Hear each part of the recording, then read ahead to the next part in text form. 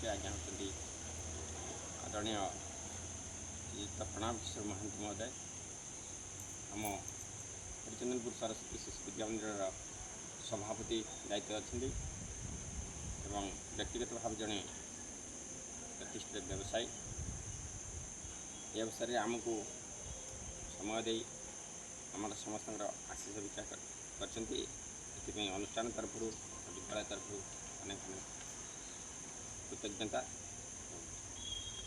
हार्दिक अभिनंदन। आज हूँ स्वाधीनता दिवस।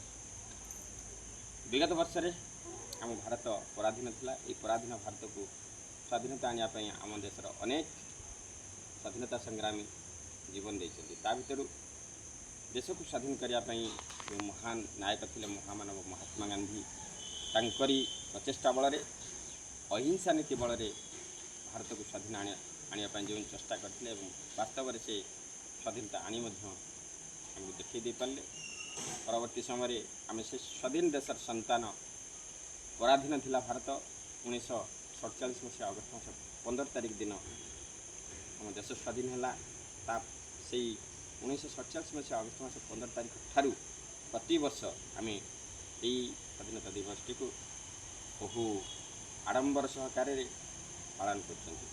आज गर्व आ गौरव आम कहीपर आम हूँ स्वाधीन।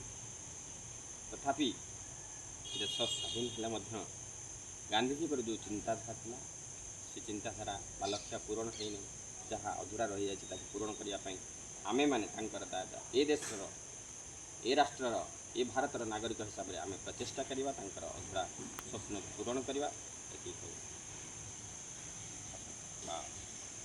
वक्तव्यता बंद कर।